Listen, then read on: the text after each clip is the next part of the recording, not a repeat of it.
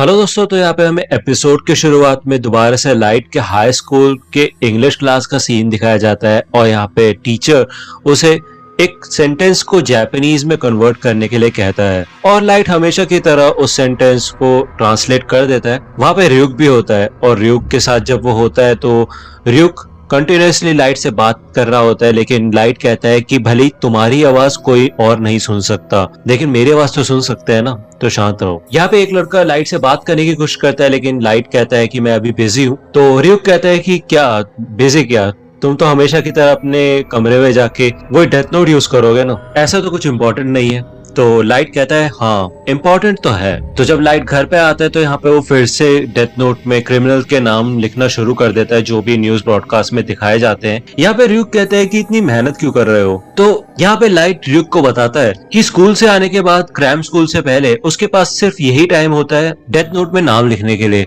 साथ ही साथ उसको अपनी स्कूल की परफॉर्मेंस भी ठीक रखनी है, तो उसको बराबर पढ़ाई भी करनी होगी, उसको नींद की भी उतनी ही जरूरत है, वरना वो क्लास के अंदर सोएगा और क्लास के अंदर तो सो नहीं सकता। और साथ ही साथ उसको अपनी मेंटल हेल्थ का भी ख्याल रखना है, तो मुझे अपने समय का सही से इस्तेमाल करना होगा। लेकिन तभी लाइट की बहन सायु दरवाजा खटखटाती है और उसे अपने होमवर्क में लाइट की मदद चाहिए होती है, जिसके बाद लाइट जल्दी से डेथ नोट को बंद करके उसके ड्रॉअर में रख देता है और अपनी बहन को अंदर बुला लेता है। यहाँ पे ryuk लाइट को बोलता है कि अगर मैं तुम्हारी जगह होता तो ऐसा नहीं करता, क्योंकि तुमने वो डेथ नोट सबसे ऊपर वाली ड्रॉअर में रखी है और मैं तुम्हें बता दूं अगर कोई और उस डेथ नोट को टच करेगा तो वो भी मुझे देख पाएगा। तो यहाँ पे लाइट मन में कहता है कि ये शिनिगामी ये बात पहले नहीं बता सकता था और वो भी इतनी इंपॉर्टेंट चीज। लेकिन फिर भी लाइट शांत दिखने की कोशिश करता है और अपनी बहन की मदद करता है मैथ्स होमवर्क करने में। यहाँ पे हमें दूसरी ओर ICPO का सीन दिखाया जाता है, यानी कि इंटरनेशनल क्रिमिनल पुलिस ऑर्गेनाइजेशन, और यहाँ पे सारे देशों के ऑफिशियल्स बैठे होते हैं।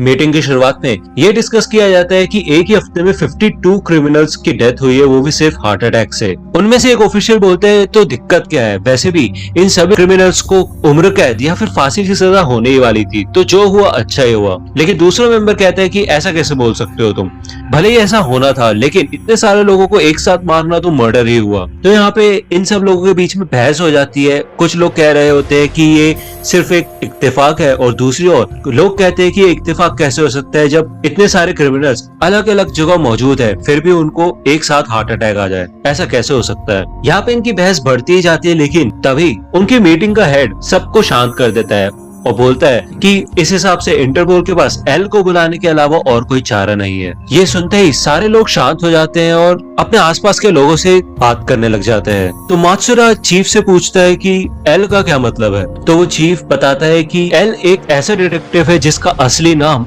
और आइडेंटिटी किसी को भी नहीं पता। इंसानियत के आज तक के जितने भी मुश्किल से मुश्किल केस है उनको एल ने ही सुलझाया है और वो ICPO का ट्रम्प कार्ड है, और जितने भी केस ICPO ने एल को दिए है वो सारे उसने सॉल्व करके दिखाया है। लेकिन तभी उनमें से एक मेंबर बोलता है कि हम एल को कांटेक्ट कैसे करेंगे अगर हमें उससे केस सुलझाना है तो, और वैसे भी हमने सुना है कि वो बहुत घमंडी है और वो सिर्फ उन्हीं केसेस पे काम करता है जिनमें उसका इंटरेस्ट होता है। लेकिन उस मेंबर के इस सवाल का जवाब उसे उसी समय एक लंबा सा आदमी दे देता है जिसने काफी लंबा सा कोट भी पहन रखा होता है, उसका चेहरा छुपा हुआ होता है और उसने एक हैट पहन रखी होती है। चीफ बताता है कि वो आदमी वाटारी है और ICPO उसके जरिए ही एल से कांटेक्ट कर सकते हैं। वाटारी बताता है कि एल ने पहले से ही इस केस पे इन्वेस्टिगेशन शुरू कर दी है। वाटारी अपना लैपटॉप ओपन करता है और डिस्प्ले पे एल लेटर लिखा होता है। यहाँ पे हमें लैपटॉप से आवाज आनी शुरू होती है और वो आवाज भी नॉर्मल नहीं होती, एक तरीके से उस आवाज में डिस्टरबेंस होती है जिससे कि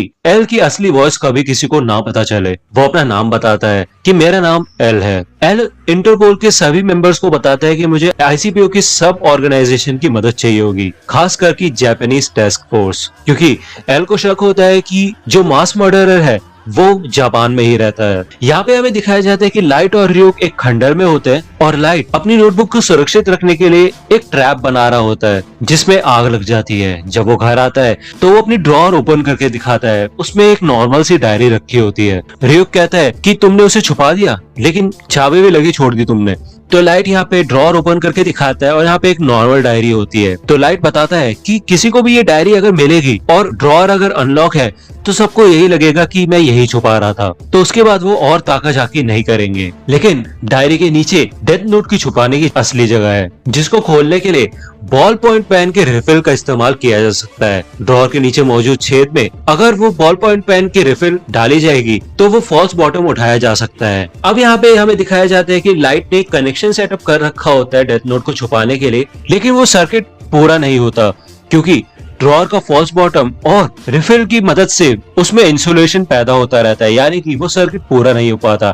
लेकिन अगर कोई भी ऊपर से उस फॉल्स बॉटम को पहचान के उठा भी ले तो वो सर्किट पूरा हो जाएगा और डेथ नोट में उसी समय आग लग जाएगी। और अगर कोई पूछेगा तो मैं बोल दूंगा कि मैं अपनी असली डायरी छुपा रहा था और मैं नहीं चाहता था कि वो कोई पढ़े। और तुम तो समझ ही सकते हो, जेल जाने से अच्छा है कि थोड़ी सी आग ही झेल ली जाए। यहाँ पे हमें दिखाया जाता है कि और भी कई सारे क्रिमिनल्स हार्ट अटैक से मरते हैं और लोग लाइट को कीरा के नाम से जानने लग जाते हैं। लेकिन न्यूज रिपोर्ट्स में अभी भी अथॉरिटीज यही कहती है कि ये एक प्रकार का कोइंसिडेंस है और वो कीरा के होने को नहीं स्वीकारते। हमें दिखाया जाता है कि कीरा के लिए कई फैन वेबसाइट्स भी बनने लग जाती है जो कि कीरा को सपोर्ट करती है। लाइट बताता है कि भले हम किसी बच्चे से पूछेंगे कि अगर कोई बुरा इंसान है तो उसे मारना सही रहेगा तो वो मना ही करेंगे। ऐसी पब्लिक में भी लोग पब्लिक के हिसाब से ही एक्ट करते हैं, लेकिन इंटरनेट पे जहाँ पे वो अपनी पहचान छुपा सकते हैं वो अपनी दिल की बात कह सकते हैं। तो इसलिए जिन लोगों ने कोई भी बुरा काम नहीं किया है वो कीरा के साथ है और जिन्होंने कुछ भी बुरा काम किया है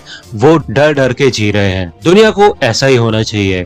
लेकिन तभी ICPO की तरफ से एक वर्ल्ड वाइड ब्रॉडकास्ट होता है टेलीविजन पे और यहाँ पे सूट में एक आदमी होता है जिसका नाम होता है लिंड एल टेलर, जो कि है एल। तो यहाँ पे एल सामने आ जाता है और यहाँ पे हमें जापानीज टास्क फोर्स का सीन दिखाया जाता है जो कि लाइव ब्रॉडकास्ट को देख रहे होते हैं। मात्सुरा अपने चीफ से पूछता है कि आज तक उसने अपना फेस रिवील कभी नहीं किया, तो इस बार क्यों? तो चीफ बोलता है कि शायद इस केस के लिए एल सीरियस हो। तो यहाँ पे लिंड एल टेलर बोलता है कि कीरा, मुझे पता है कि जो भी तुम कर रहे हो वो तुम्हारे हिसाब से सही है, लेकिन असलियत में तुम एक क्राइम कर रहे हो। तुम्हें लगता है तुम इंसाफ कर रहे हो, लेकिन जो तुम कर रहे हो वो गलत है और तुम बुरा कर रहे हो। तो यहाँ पे जैसे ही लिंड एल टेलर कीरा को इविल बोलता है तो यहाँ पे लाइट काफी ज्यादा गुस्सा हो जाता है और वो गुस्से में लिंड एल टेलर का नाम डेथ नोट में लिख देता है और कहता है कि अगर तुम थोड़े और स्मार्ट होते तो मजा आता, लेकिन तुम्हारी कहानी आज यही खत्म होगी। तो 40 सेकंड बाद लिंड एल टेलर गिर जाता है और उसको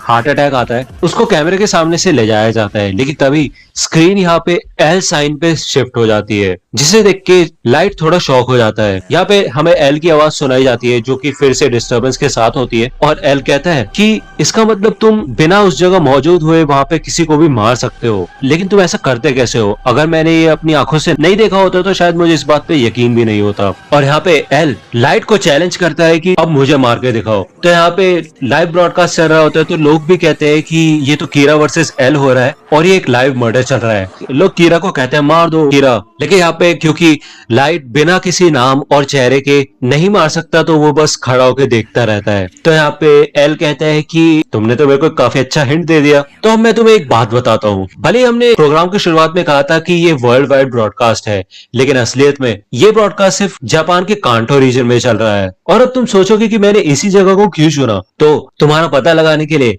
मैंने तुम्हारे फर्स्ट विक्टिम को पहचान लिया जिसको तुमने डे केयर में अपना निशाना बनाया था। और तुम्हारा लक अच्छा है कि तुम कांटो रीजन में रहते हो, क्योंकि यहाँ की पॉपुलेशन सच में बहुत ज्यादा है। इस वजह से तुम्हें ढूंढना थोड़ा मुश्किल हो सकता है, लेकिन कोई बात नहीं, मैं तुम्हें पकड़ लूंगा और तुम्हें सजा दूंगा। फिर उसके बाद तुम मुझे मिलके बता सकते हो कि तुम ये सारे मर्डर्स कैसे कर रहे हो। और यहाँ पे ब्रॉडकास्ट ऑफ हो जाता है और पुलिस काफी ज्यादा खुश हो जाती है और मोटिवेट हो जाती है कि एल सच में काफी कमाल का है। यहाँ पे लाइट अपने शौक से उभरता है और लाइट और एल दोनों एक साथ बोलते हैं कि तुम जहाँ कहीं भी छुप के बैठे हो मैं तुम्हें ढूंढ के निकालूंगा और तुम्हें खत्म कर दूंगा। और वो दोनों अपने आप को ही कहते हैं कि हम ही है इंसाफ।